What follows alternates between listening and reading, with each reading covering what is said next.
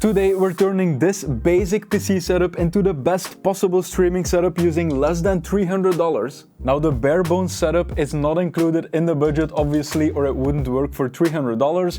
We're gonna build all the peripherals to turn the setup into a streaming setup. For the PC itself I will add a few builds in the description for different budgets. I wanted to quickly show you what I chose because some of these are my favorite budget options. So the keyboard in the setup is a Logitech G213 and I absolutely love this keyboard. It has RGB, it has the nice Logitech G logo here on the top left, it has some shortcuts. Now it's not a mechanical keyboard, however it feels really good to type on. It feels like a solid product. I've been using it for a long time. By the way, 55 seems high, so I'm gonna check the history. Usually it's $46. Apparently you can also buy it used for about $35. So yeah, about $48. Then the mouse, I think it's the G305. As you can see, 6K bought in the past month. I look at this a lot to see which products I should review and which are bought a lot.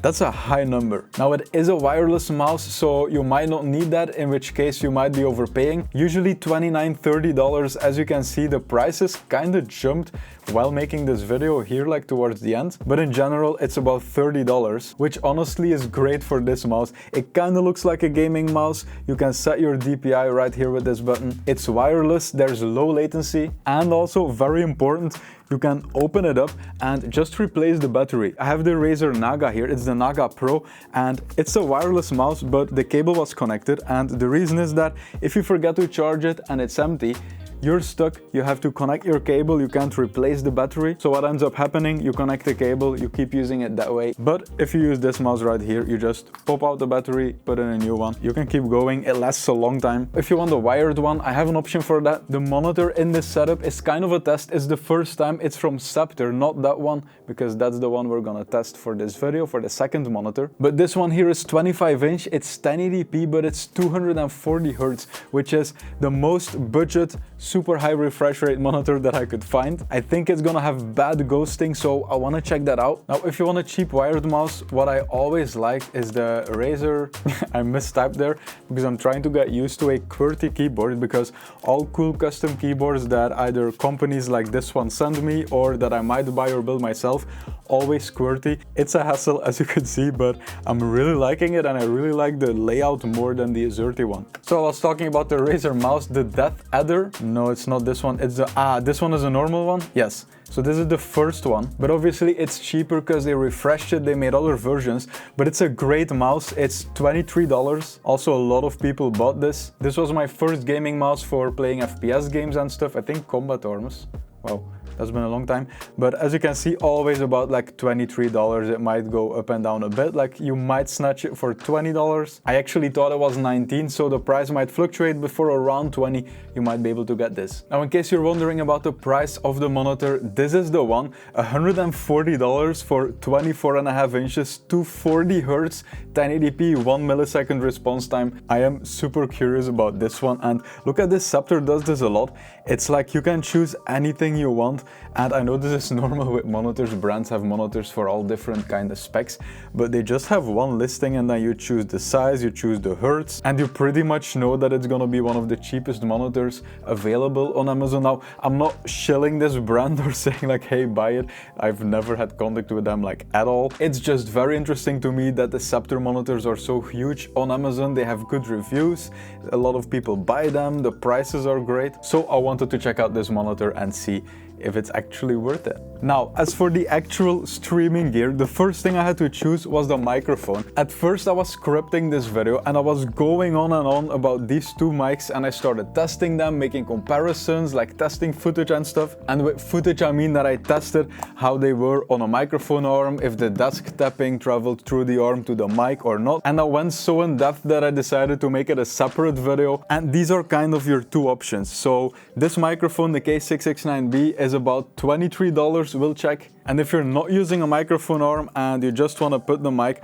on your desk and use it like that, it's super hard to beat this microphone. It has better build quality than the other one. It feels sturdier because of that. It's cheaper, and overall it's a great microphone. Now, the other microphone is the Ampligame A6V, and this mic is better if you use it with a microphone arm. The reason is that it has a shock mount, so any vibrations from your desk or the microphone will not make a weird sound with this mic, while it does with the Fifine K669B, and as a kit it is cheaper than the Fifine. So if you look on Amazon right now, you can see that the K669B is about $30, the other one is $33. However, you should check the listings, because usually if you look at the price history, look at this, it constantly drops to $24, $25, $24. And so if you check the other one, the Ampligame A6V, we can see it's $33 right now.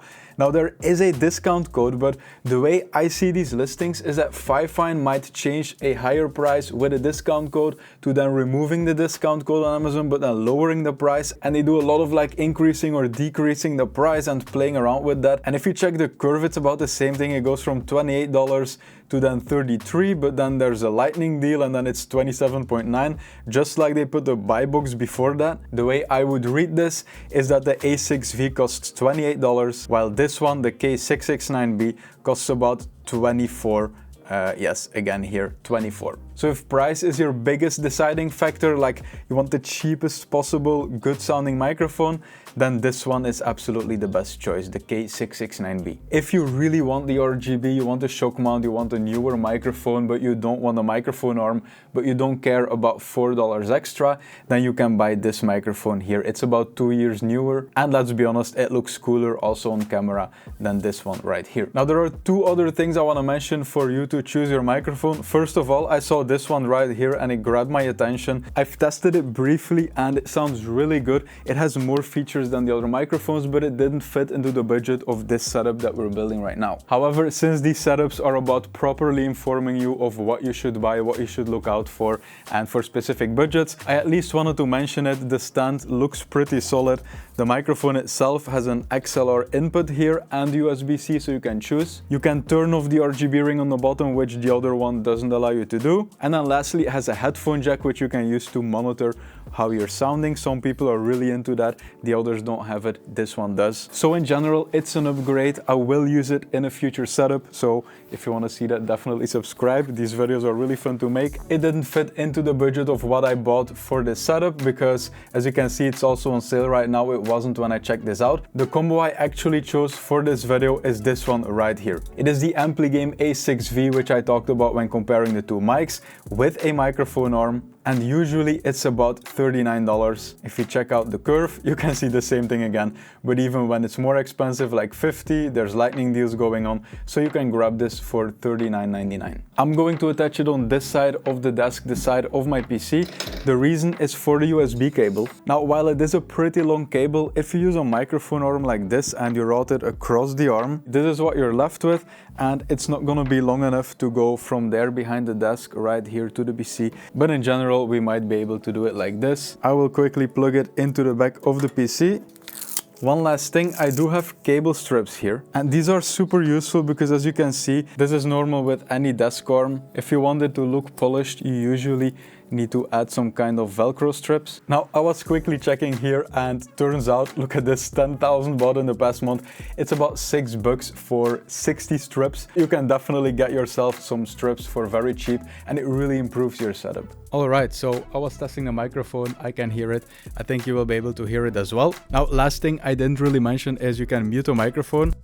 If you mute it, you're hearing this mic now, but the RGB will be gone. The RGB isn't changeable, but you can disable it by muting. And the color of the RGB is gonna keep changing and changing. You can't really change it. However, it does look very good. Also on camera, we're soon gonna install the webcam. If you're using a mic that you can't mute, we're gonna use an old phone and use it as a real Stream Deck. So with the real Stream Deck application, let me switch to this microphone, and you can use it on your phone, whether it's your main phone or, in my case, it's an old iPhone 8, I think. I even think this one's from AliExpress. I made a video about it. But the Elgato app apparently works on Android and iOS, and will be able to have, I think, 6 to 8 buttons with different pages to add all integrations, like switching your scene in OBS Studio, muting your microphone, disabling some sources. But first we need to build the rest. Now, every setup I build has one of the products sponsored to, well, pay for everything else. And in this video, it was the webcam. However, it was a bit difficult. Obsbot emailed me trying to sponsor the video with the Tiny 2 Lite, and I didn't really want to do it. The reason for that is that it's an auto tracking webcam, and obviously you're also paying for the auto tracking. And in a setup like this where you're trying to get the most for your money, it might not make sense, or it does not make sense to get an auto tracking webcam unless you specifically look for that feature. Also, people doing kitchen streams or like outside streams. So if I would do these kind of streams, then an auto tracking webcam would be amazing. So I told them I only wanted to do it if I could use the Meet 2 in this setup, because for that it's great. It's a great webcam, 4K 30 or 1080p 60. It has amazing colors, and they agreed to it, but only if I would also talk about the auto tracking webcam. But honestly, it's gonna be pretty easy. Oops. Let's not try to break the stuff of the sponsor. As I was gonna say, talking about the auto tracking webcam is gonna be very easy, because essentially these are the same webcams, only that this one can auto track and this one can't. I've tested them both in videos, several videos even, and the image quality is pretty much the same. You just pay a bit more for this one if you want the auto tracking, but since we don't need that for this video, the Obsbot Meet 2 is gonna be perfect. And in case you care about that, there's a magnetic lens cap that you can just put on there, and that way you have some privacy if you want it. And also it's magnetic, as you could see before, and you can turn it vertically and then just connect it like this. You might have another use case for it. You can just turn it like this. It connects to your PC with USB-C or with a USB adapter that they have in the box. So let's plug it in here. Now there is very good news, because I was counting on $129 when I was planning this setup. However, right now it seems to be $109. So we can indeed see it dropping from 129 to 109, then back up, and then right now it just dropped again. But as with a lot of products on Amazon, you see constant lightning deals going on, so you can definitely get this webcam for 109. That means that we're gonna be way under budget, so you might have extra room to upgrade to the other microphone that I mentioned, the AM8 maybe, or you can of course just save some money. And so this here is the auto tracking version. Right now it's 159, but there's a $10 coupon, so 149. Let's check out the curve. I'm very curious. This Keepa plugin is super useful. I'm always using it. So 159, it dropped to 143. 1,000 people bought it in the past month. You can also get the Meet 2 in 3 colors. We have space gray, cloud white, and aurora green. I'm going to turn around the screen temporarily because I want to test the webcam, and all my lights are there, so I have to be pointed this way. So let's try it this way. Now the exposure definitely needs to be fixed. So this right here is the application Obsbot Center. I'm in the image settings right now. Let's try auto exposure. Just give, ooh, wow. Give it a shot, I was gonna say, but it's pretty good. Okay, let's see the autofocus. Ooh, that's very sharp image, very good autofocus. I remember this from testing it, and I think it even has some auto tracking. I think it will zoom in and auto track me a bit, as much as it can zoom in of course, but it will do that. So you even have some auto tracking with this one, not like with the other webcam. I will show some footage right now from the Tiny 2 Lite when I was testing it in the past, and it definitely very accurately tracks you, very quick. You can also adjust the speed in which it tracks you. And I mean, for this one, for the static one, we even have some controls here. I think if you turn off auto framing, then you can zoom in like this, and then you can move it, and it's the same for the auto tracking webcam, just better. Now I will show you a full screen recording, because this will be recording in 4K 30 FPS. I'll come closer again so you can see the sharpness. It will be different right now, I think. This is crazy. I'm looking at my monitor. Also, it's HDR, and look at the lights. You can even see the detail in the lights. Often this is blown out with many cheaper webcams. I don't feel like I need to adjust any settings. It looks well exposed, it looks colorful, my skin tones look very natural. Maybe different in the edit, but on this monitor it does, so I think it will be fine. Also, this right here is about the sitting distance, and I will switch to the built-in microphone of the webcam. It has dual microphones with noise cancelling. I'm looking at the software, it's called noise reduction. Right now it's set to weak, now to medium, and then now it's set to strong. So maybe it'll be too strong, I can't hear it right now. I'll just turn it off. You can also noise cancel in OBS and stuff. I'm not gonna bore you with all the settings in the software. If you want the rapid fire overview, you can have the auto framing right here so that it follows you. Then you have your HDR. You can adjust the focus from autofocus to manual, the exposure, the same thing. Anti-flickering in case you have flickering, very useful. If these lights would be flickering, I could try to change to 50 Hz or 60 Hz. One of them would probably fix it. You can adjust the white balance, this is what my lights are set to, and then some general options like increasing the saturation, for example, increasing some contrast. You could still play around with this and make it look like you want. This webcam is so sharp, I think it's the sharpest webcam. So I think that was about the quickest overview I could do of these two webcams. This one non-auto tracking, this one's auto tracking. Quality is very similar. I mean, 109 for this high quality 4K webcam that looks great, that is very versatile. I like the design of this webcam. It's like this little production camera look. This 4K webcam is the perfect addition for this streaming setup. It perfectly fits into the budget. Oops, I guess my studio's exposed. By the way, a quick mention, I was just tidying up this setup in terms of the cables in the back, and I think I already talked about these strips right here. But another very useful thing I use in a lot of setups is that right there, and it's these self-adhesive clips. So they come with double-sided tape on the back, and then you just peel it off, stick them on the desk. I think I have them right here in the back. A behind the scenes look of the TV and studio.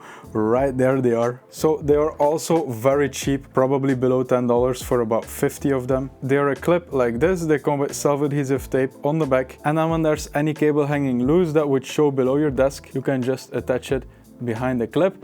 And the very useful thing of this is that if you ever change your setup, like the webcam for example, right now I just added this and I just added it to a clip, but I can always just remove all of these and then just rebuild the setup. And if the clips are in a good position, like where your monitor would be and then behind your PC, then you can always reuse them for anything in your setup. You have big ones like this for a few cables. You have them in white as well. Let's search black because I can't find them. Okay, probably these are mine, 3,000 baht in the past month. It's $8 for 120 pieces. For 60 you're paying $7. Of course, packaging and handling are included. These clips themselves probably cost like 30 cents, but of course it needs to get to your doorstep. So it's normal that 60 or 120 or like $1 difference. Look at this. Apparently they often drop to $6.79. If you really want a more versatile option, then under this desk I'm using something else. And it's also self-adhesive like the clips, but they are Velcros, and you can just add cables to that, remove from them. They're a bit more versatile. But honestly, I like these clips more.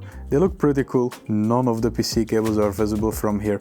That's why we use them. Alright, now we have two problems with this setup. The first one, we need to add this light because it's a budget light. While it is a nice light and I like it for the price, you cannot compare it with the studio lighting that's currently shining towards me, and that's also what we checked the webcam out with. So we definitely need to test this right here. I will also talk a bit more about this light in a minute. As I said, for the price, it's an amazing light, but I said we had two problems, and the other problem is that while I was testing the webcam, it was very awkward. The reason for that is that I had OBS open and I was testing my webcam, but then I also had to record my screen, and usually that's on my second screen. I put OBS there that records the first screen. And when you're streaming, you will also need things like that. When you're gaming on this monitor or you're watching a video together with a stream, you will want OBS next to you on another monitor. You will want to read your stream chat right there. You can get away with one monitor for streaming, but as soon as you have the budget for it, and today in this setup we do, it is a game changer to add a second monitor. And then not only will we have a second monitor,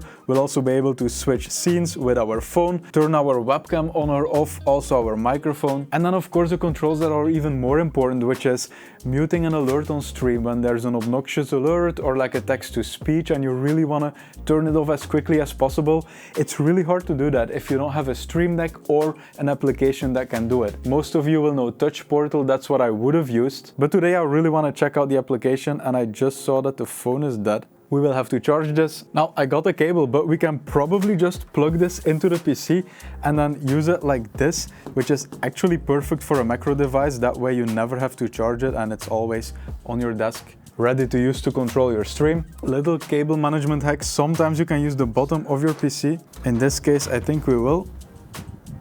We can do it like this. To be honest, it's a pretty big difference.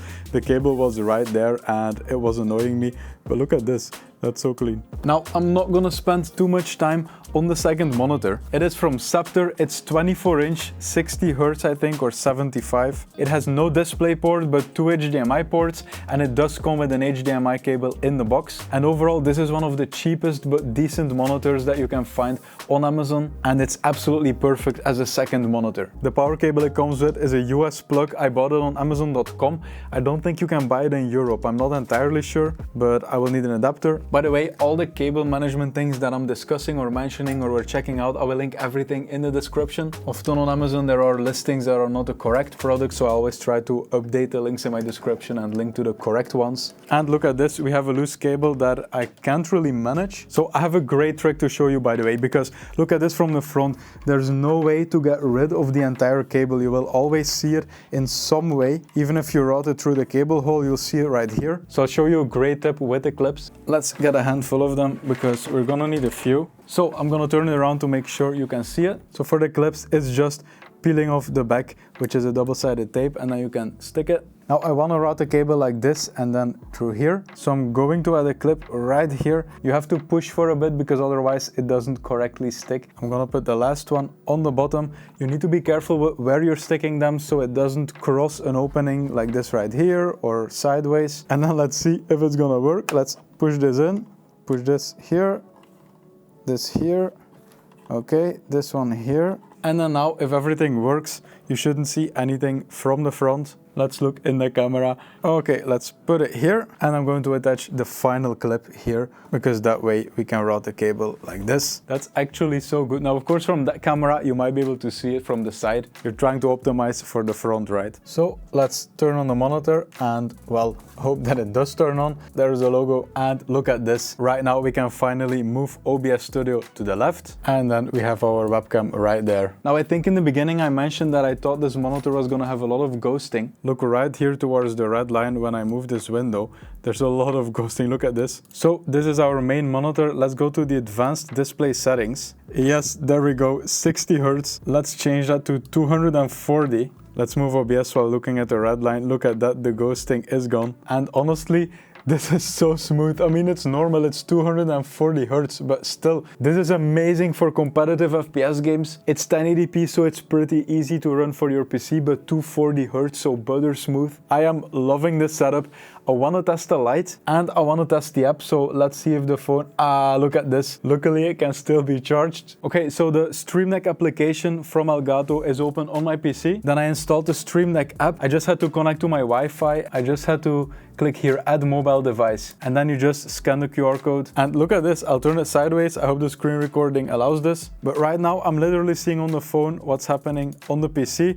And I can just move pages, and look at this, you can add 10 pages, which means 6 icons right here is the maximum on the Stream Deck mobile. Let's close this so it's a bit more clear. These are the things they install for you, and under navigation you can see next page. You just drag it over here, and look at this, we now have clean buttons. And so as a simple example, OBS is open here on the right. You can see that there's one scene. So I'll go to the next page on the app, and then on the right I will go to OBS Studio. For example, scene right here, you just drag it to an empty button, and then if you open the scenes drop down, it will load all the scenes, and there's only one. But if I add a new scene here, I call it scene 2, it immediately updated.